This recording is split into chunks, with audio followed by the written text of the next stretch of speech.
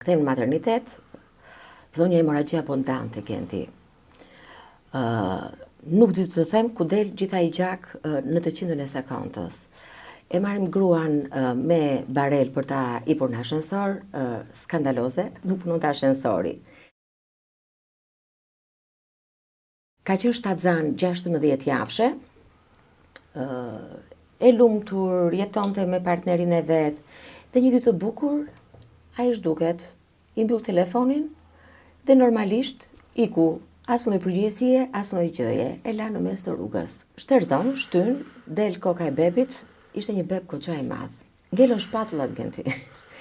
Dhe momenti që ngelen shpatullat është problemi që edhe mund të vdesë fëmia gjatë procesit të lindjes. Vjen shoqërojnë gratë në ekzamenimet e radhës dhe ne themi që gruaja juaj është X javë.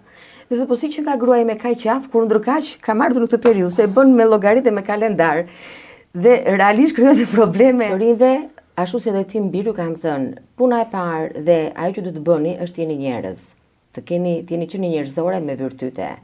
Shikoni përpara, punoni fort, sepse çdo gjë do t'ju vi mbrapa dhe nuk do e besoni që edhe pa të mbështetjen dhe pa të përkrajen që mendoni që po mos ta kishit nuk eci përpara, ju do ecni.